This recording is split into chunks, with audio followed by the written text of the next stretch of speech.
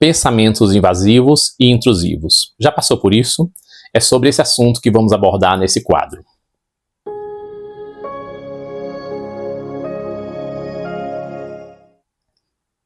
Muitas pessoas já passaram por pensamentos invasivos, que de repente chegam na mente com ideias catastróficas, com ideias de destruição, de problemas, de questões graves, de coisas mirabolantes, escalaboféticas, o fim do mundo. E de forma intrusiva, ou seja, num momento inadequado, inoportuno, em que a pessoa não queria estar pensando sobre aquilo ou não pode estar pensando naquele momento sobre aquilo. Esses pensamentos invasivos, intrusivos, têm uma coisa em comum, adivinha? O medo.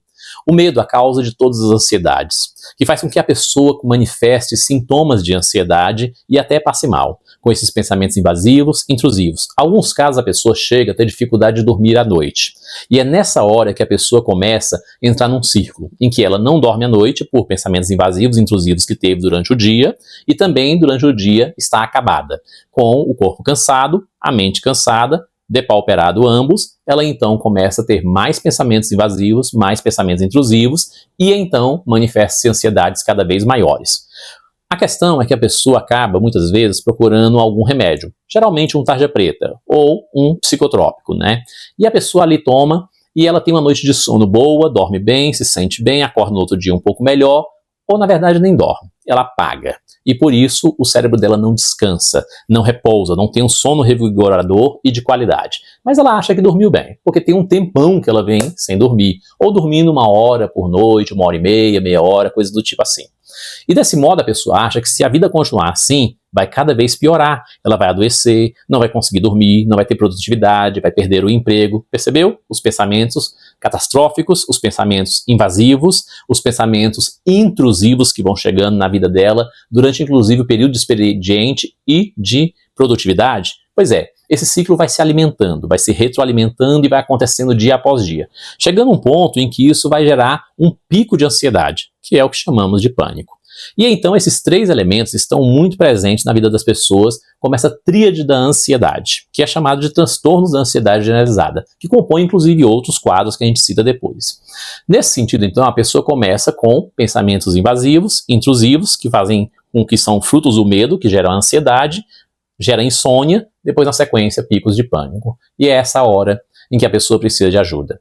Como espantar esses pensamentos invasivos e intrusivos? Ou mesmo os pensamentos que estão tirando o seu foco, a sua atenção, a sua concentração, essa conversa, esse diálogo interno. Deixa eu te dar uma dica que pode te ajudar muito.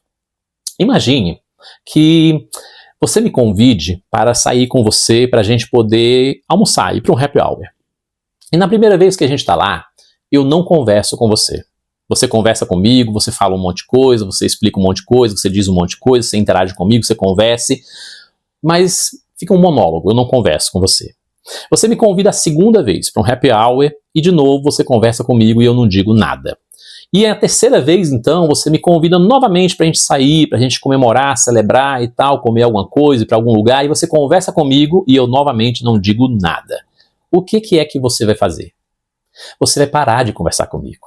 Você vai embora, você vai sair, você não quer mais a minha presença, você vai embora, você vai parar de conversar comigo. Bom, é isso aí. Se você não conversar, não dialogar, não desenvolver, não analisar, não ficar conversando, interagindo com seus pensamentos invasivos e intrusivos, é bem provável que eles venham com uma onda do mar e depois vão embora e não voltem mais. Mas se mesmo assim isso não melhorou em você, é porque existe uma fonte de um medo, de uma experiência vivida ou de uma experiência desenvolvida que você precisa tratar. E essa questão, essa causa, esse problema e questão psicoemocional, você vai precisar de um psicoterapeuta formado numa área da mente e com técnicas e abordagens em psicoterapia para te ajudar, que será o processo mais rápido de você vencer isso. Porque se você for simplesmente pelo comportamento, tentar conversar com a sua mente. Aquela parte de que um pensamento gera uma emoção gera um sentimento, que gera um comportamento, que gera um estímulo, e que se a gente combater o comportamento e o estímulo, muda o pensamento e a emoção, que é essa ideia da terapia cognitivo-comportamental, pode ser que por um tempo até diminua os sintomas e ajude. Mas, no final das contas, será como você soprar um fogo o fogo diminui um pouquinho e depois ele volta com força total porque você soprou. Já fez esse teste? Pois é. E se você já testou fazer isso, conversar com os pensamentos, interagir com eles e por meio de comportamentos quebrar esse ritmo, por meio de estímulos quebrar esse ritmo, você deve ter percebido pela terapia cognitivo-comportamental que isso é como soprar assim, ó. E aí o fogo desce um pouco e depois volta. Bom, apesar dessa terapia ser a mais aclamada na ciência, porque ela é a única forma de você, pela ciência moderna, você perceber, ela não é tão eficaz para esses casos. Existem técnicas muito mais modernas que podem ajudar você. A terapia cognitivo-comportamental ela é muito incentivada pela área da medicina, inclusive pelos psicólogos e alguns psicoterapeutas, por conta de que na ciência moderna, cartesiana, positivada, laboratorial, experimental, que você pode observar, você é capaz pela terapia cognitivo-comportamental observar o comportamento, se o comportamento mudou, melhorou, diminuiu os sintomas. Mas não trabalhando a causa, ele será substituído por outro comportamento, por outro sintoma, por outro estímulo, e essa é a experiência das pessoas que fazem terapia cognitivo-comportamental para tentar combater os pensamentos invasivos, intrusivos, obsessivos, etc.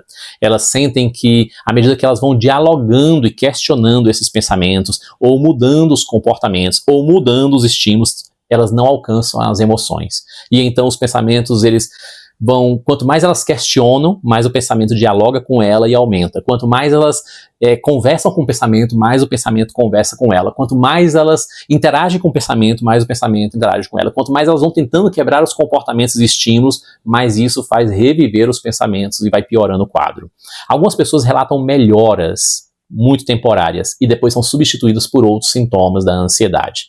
Existem técnicas que ajudam você a visitar a causa, a gênese, a origem, aonde se instalou em você a experiência e se desenvolveu essa experiência, o reforço dessa experiência, inclusive, ou seja, a causa, a progressão e o reforço dessa experiência, e você visitando isso, você consegue então destruir esse medo, ou ressignificar esse medo, ou transformar esse medo, ou se autocurar desse medo, ou vencer e superar esse medo, e por meio dessas técnicas você consegue libertar-se do problema.